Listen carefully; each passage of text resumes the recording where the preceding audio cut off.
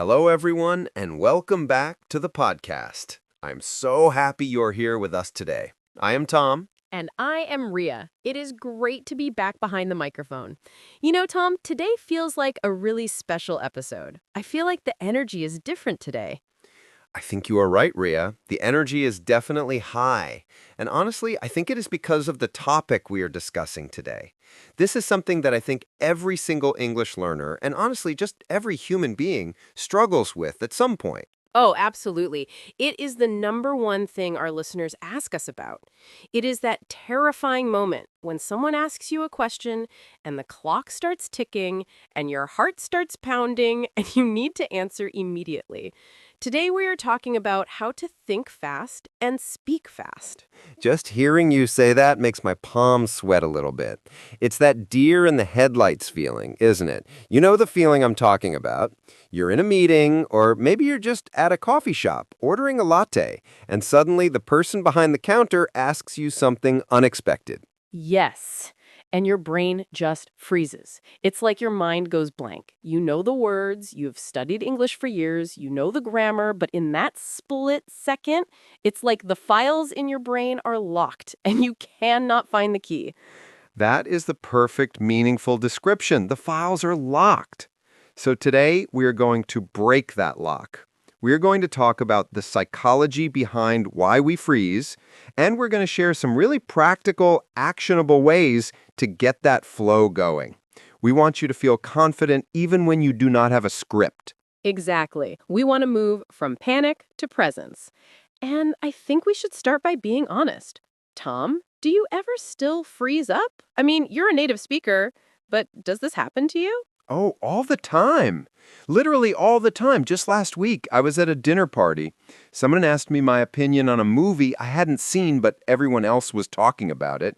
And I felt this pressure to be smart, to be quick, to be funny. And I just stammered. I said something that made absolutely no sense. I think I said, well, the cinematography was very visual. Visual. The cinematography was visual. Tom, that is hilarious. I know, it's ridiculous, but that's what happens when you try to be perfect instead of just being present. And I think that's the first big barrier we need to talk about. The biggest enemy of speaking fast is trying to speak perfectly. I am so glad you brought that up right at the start. Perfectionism is the absolute enemy of fluency. When we're learning English, we're trained to be correct. We take tests where we get marked down for the wrong preposition or the wrong verb tense, so our brains are wired to edit everything before we say it. Right, it's like you have a little strict teacher living inside your head. Every time you want to say something, the little teacher says, wait, is that the right irregular verb? Is it go or went and gone? And by the time you figure it out, the conversation has moved on. Exactly. That creates a bottleneck. Imagine a bottle of water. If you turn it upside down, the water flows out. But if you put a stopper in it, or if the neck is too narrow, nothing comes out. That perfectionism is the narrow neck. So the first rule of thinking fast is allowing yourself to be mediocre. Whoa, hold on. Allow yourself to be mediocre. That sounds counterintuitive. We want our listeners to be great English speakers, not mediocre ones. Explain that a bit more. Okay, hear me out. There's a communication expert named Matt Abrahams who talks about this. He says we need to dare to be dull. When we put pressure on ourselves to be brilliant, to use the fanciest vocabulary words, to have the most insightful opinion, our cognitive load goes through the roof. Our brain is working too hard. But if you just tell yourself, I'm just going to say the first simple thing that comes to mind, you relax. And when you relax, the words actually flow better. That's actually profound. It's like lowering the stakes. If I don't have to be Shakespeare, I can just be Tom. And Tom is much faster than Shakespeare because Tom is here right now. Precisely. So to our listeners, I want you to try this. Next time you're in a conversation, stop trying to impress. Just try to connect. If someone asks, "How was your weekend?" Don't search for the most exciting story. Just say, "It was quiet. I slept a lot." That's fast, that's real, and it keeps the conversation moving. I love that. Dare to be dull. I am going to write that down. Okay, so we are dropping the perfectionism, but let's talk about the mechanics. One of the things that slows people down is the translation trap. I hear this from students all the time. They hear the English question, they translate it to their native language, they formulate an answer in their native language, and then they translate it back to English. The dreaded translation loop. It is exhausting just hearing you describe it. That is a lot of processing power. It is like running a modern video game on a computer from 1995. It is going to lag. It is going to crash. So how do we break that loop? How do we get straight from thought to English speech? This takes practice, but it is about association. We need to stop associating English words with our native words and start associating English words with images, feelings, and concepts. Give me an example. How does someone practice that? Okay, look around the room right now. What do you see? I see a microphone. I see a cup of coffee. I see a window. Great. Now, when you looked at the cup, did you think of the word for cup in your native language first, or did you just see the object and the word cup appeared? Well, for me it's English, so it just appeared. Right. But for a learner, they practice by looking at the object and immediately labeling it in English. You have to narrate your life. When you are washing dishes, do not just wash them. Say in your head, I am scrubbing the plate. The water is warm. The soap is bubbly. You force your internal monologue to switch languages. That is really powerful. It's like immersion, but you're creating the immersion inside your own head. You don't need a plane ticket to London. You just need to change the narration of your life. Exactly. And you have to do it when the pressure is off. You cannot wait until you're in a high-stakes job interview to try thinking in English. You have to do it when you're brushing your teeth. That way, when the pressure is on, the neural pathways are already there. I think that's a key point. Training in peacetime so you can battle in wartime. Not that conversation is war, but you know what I mean. I know exactly what you mean. It's muscle memory. Okay, so we're dropping perfectionism and we are practicing internal narration to stop translating. But let's go back to that moment of panic. Someone asks you a question, you have no idea what to say, the silence is growing, it's been 2 seconds, but it feels like 2 hours. What can we physically do to buy time without looking like we are confused? This is where we need to have a pocket full of what I call bridge phrases. These are lifesavers. They're little prepackaged phrases that you can say automatically. They give your brain a few extra seconds to load the real answer. Oh, I use these all the time. Things like, that's a really interesting question. Yes, that is a classic. Or, let me think about that for a second. Or even partly repeating the question back to them. If someone asks, what do you think about the new marketing strategy? You can say, the new marketing strategy. Well, I think that repetition buys you about 3 seconds. And 3 seconds is a long time for a brain. The brain works fast. In 3 seconds, you can formulate a whole sentence. Exactly.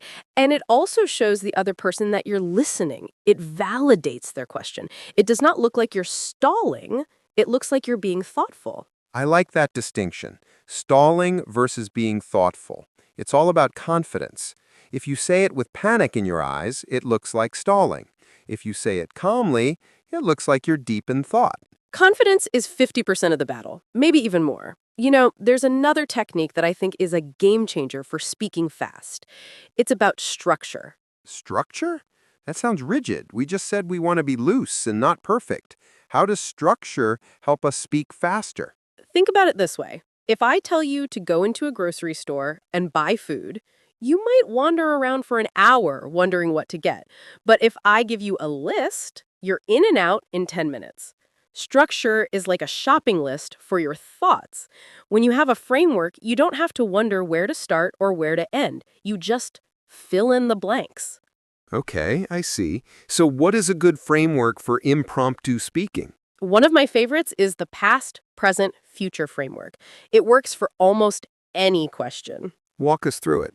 Okay, let's say someone asks you, Tom, how is your English practice going? Instead of panicking, you just think past, present, future. You say, past. Well, last year I was really struggling with grammar. Present. But right now, I am focusing a lot on listening to podcasts like Real English Voices. Future. And going forward, I hope to start reading more novels in English. Boom. Done. You have a complete, structured answer in seconds. That is brilliant. It takes the decision fatigue away.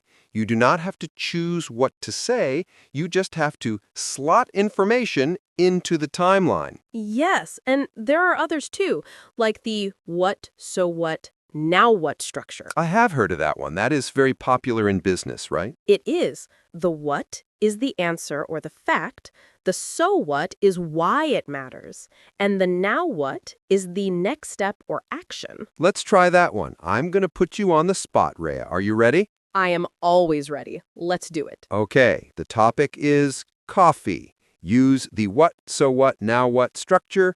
Go. Okay, what? We are drinking a lot of coffee today. So what? This keeps our energy high for the podcast, but it might make us jittery later. Now what? So after this recording, we should probably switch to water. That was fast. That was literally instant. Because I didn't have to invent the flow. The flow was already there. I just threw the coffee topic into the buckets. This is a superpower for our listeners. If you memorize these two structures, past, present, future, and what, so what, now what, you can answer almost anything.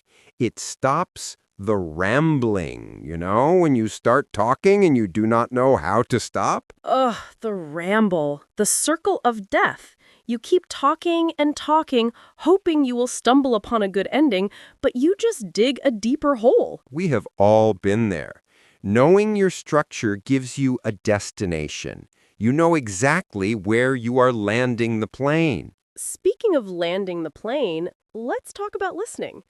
It sounds strange to say that listening helps you speak faster, but I think it is the missing link. I agree. Most people, when they're stressed, they stop listening. They're just waiting for their turn to speak, or they're rehearsing their answer while the other person is still talking. And that is a disaster because if you miss the nuance of the question, your fast answer will be a wrong answer. And then you feel foolish and the anxiety spikes again. So true. Real speed comes from connection. It's like catching a ball. You cannot catch the ball if you're not watching it. You have to watch the ball, the question, all the way into your hands before you throw it back. I love that sports analogy. And to take it further, sometimes you don't even need to throw the ball back immediately. Sometimes the best way to keep a conversation moving fast is to ask a question back. Yes, the deflection. That is a ninja move. It really is. If someone asks you something difficult, like, what is your view on the global economic situation? And you freeze, just pivot. Say, that's such a huge topic. I've been reading a lot of conflicting reports. What is your take on it? That is genius. You flip the table. Now they're doing the talking, and you have time to think, breathe, and gather some vocabulary while they speak. And the funny thing is, people love talking about themselves. They'll probably think you're a great conversationalist because you asked for their opinion. It turns the interrogation into a dialogue. That takes so much pressure off your shoulders. You don't have to be the expert. You just have to be a participant. Exactly. Tom, I want to shift gears a little bit. We have talked about technique, but I want to talk about the physical aspect of speaking. Sometimes our mouth just cannot keep up with our brain. We stumble over words, tongue twisters, basically. Oh, the physical mechanics. This is huge. English has some really tricky sounds. The f sound, the difference between R and L, the consonant clusters. If your mouth muscles are not warmed up, you'll trip. It's like going for a run without stretching. You might pull a muscle. So how do we warm up our mouths? I actually do vocal warm-ups before we record. I look a bit crazy doing them. I blow air through my lips like a horse. I stretch my jaw. I recite tongue twisters. Give us one. What is your go-to tongue twister?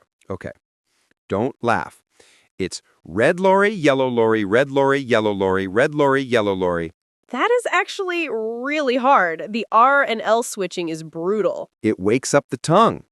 For our listeners, if you have a big meeting or a phone call in English, take 2 minutes in the bathroom or your car. Stretch your face, make silly noises, read a paragraph of text out loud at double speed. Double speed? Yes, read it as fast as you humanly can. It does not matter if you slur the words a bit. The goal is to get the brain and mouth used to a high velocity. Then, when you speak normally, it feels slow and easy. It is like swinging a heavy baseball bat before you step up to the plate. The regular bat feels light afterwards. That is a great tip. Overspeed training. I also think shadowing fits in here. We talk about shadowing a lot on this channel, but it really is the best way to connect your ears to your mouth. For anyone new here, shadowing is when you listen to a native speaker and repeat exactly what they say, exactly when they say it. You are like an echo. You do not wait for the sentence to finish. You are right behind them. It forces you to speak at a native pace. You do not have time to translate. You do not have time to think about grammar rules. You just have to flow. It bypasses the analytical brain and goes straight to the motor cortex. And it helps with intonation, too. You stop sounding like a robot and start sounding like a person. Because thinking fast isn't just about words per minute. It is about rhythm. If you have the right rhythm, you sound fluent even if you are speaking slowly. That is a really important distinction. Speed does not mean rushing. Rushing is frantic. Rushing is anxiety. Speed, or fluency, is about a smooth connection of ideas. You can speak slowly and still be a fast thinker. Yes, think about Barack Obama. He speaks quite slowly. He takes long pauses. But nobody thinks he is slow. They think he is thoughtful and articulate. He's thinking fast, but speaking with control. So, if you're a listener who naturally speaks slowly, even in your native language, do not feel like you have to become a rapper in English. Be true to your personality, but remove the hesitation that comes from fear. I want to touch on that fear one more time, the fear of making a mistake. We joked about my visual cinematography mistake earlier, but some people are truly paralyzed by this. They would rather stay silent than say the wrong thing. I feel for those people deeply. I've been there in languages I'm learning. It feels like your value as a person is on the line. But we have to reframe what a mistake is. A mistake isn't a failure. It is data. Say that again. That is good. A mistake is data. When you say the wrong word and someone looks confused, you have learned something.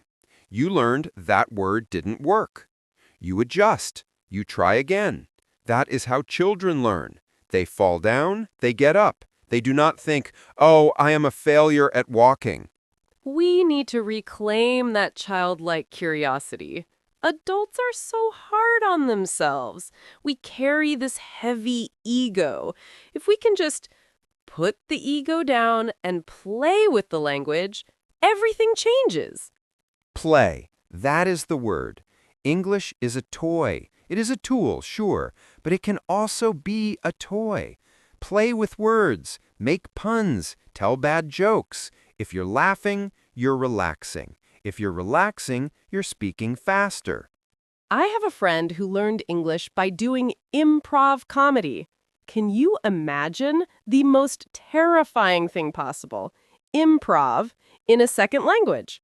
That is brave, but I bet it worked. It worked wonders because in improv, the rule is yes, and you never say no. You accept whatever is said and you build on it.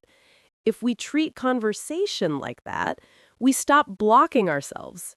So if I say, "Ria, there's an elephant in the studio," you do not say, "No, there isn't, Tom." You say, I say yes, and he's drinking all my coffee. Exactly. You roll with it. In real life, this means if you misunderstand a question or if you say something weird, you just roll with it. You say, oops, that came out wrong. Let me try again. And you keep moving. You don't freeze and apologize for 5 minutes. Apologizing kills the flow. Do not apologize for your English. Your English is a gift. You are making an effort to connect with someone in their language. That is a beautiful thing. Never apologize for that. I wish everyone could internalize that. When you speak to me in English, I am not judging your grammar. I'm just happy we can talk. I'm interested in your ideas, not your verb conjugations. The listener wants you to succeed. They're on your side. They're not waiting for you to trip. They're waiting to catch you. So, we have covered a lot of ground here. We have the psychological stuff, dropping perfectionism, daring to be dull. We have the technical stuff, structure, bridge phrases, association. We have the physical stuff, warm-ups and shadowing. It's a toolkit. You don't have to use all of them at once. Pick one. Maybe this week, just focus on the bridge phrases. Get really comfortable saying, "That's a great point. Let me think." And next week, work on the structure. Practice the past, present, future framework while you're driving or in the shower. Tom, I want to ask you about something else. What about vocabulary? A lot of people say they cannot speak fast because they simply do not know enough words. They are hunting for a specific word that they just don't have. That is a classic trap. We get obsessed with finding the perfect word, the precise word. But usually, you do not need the perfect word. You need a good enough word. Or you need a description. Circumlocution. That is the fancy word for it. Talking around the missing word. Right. If you forget the word for umbrella, do not stand there snapping your fingers trying to remember umbrella. Say, the thing you hold over your head when it rains. Boom! Understood immediately. And you kept the flow going. And the funny thing is, often the description is more interesting than the word itself. It shows you're creative. It shows you're flexible. So the rule is, if you hit a wall, go around it. Do not bang your head against it. If you forget a word, describe it, use a synonym, or just skip it entirely. Most of the time, the sentence still makes sense. Absolutely. Fluency is about flexibility. It is about being like water. If there is a rock in the stream, the water flows around it. It does not stop. Be like water. Be like water. I feel like we are getting very philosophical today. But it is true. Language is fluid. It is alive. I want to address the introverts for a second. We have talked a lot about speaking, but for introverts, speaking fast can be even more draining. They like to process internally before they speak. I am glad you brought that up. I am a bit of an introvert myself. I hate being put on the spot. So, for the introverts, preparation is key. Not memorizing scripts, but having a bank of stories. We all have 5 or 6 stories that define us. A story about your job, a story about your family, a story about a trip you took. Practice those stories. Polish them. That is great advice. If you have your greatest hits ready to go, you can pull one out whenever you need it. It's not cheating. It's being prepared. And you can adapt those stories to fit different questions. A story about a difficult boss can be an answer to a question about challenges, or a question about leadership, or a question about why you changed careers. One story, many uses. That is efficiency. That is thinking fast. You are recycling content you already have. Exactly. Tom, as we start to wrap up, I want to do a little simulation, a final test, if you will. Oh boy. Okay. I'm nervous, but I'm ready. I am going to say a word or a topic. I want you to use any of the techniques we talked about, association, structure, bridge phrase, to give me a fast response. Do not overthink it. Dare to be dull. Okay, I'm ready. The topic is public transport.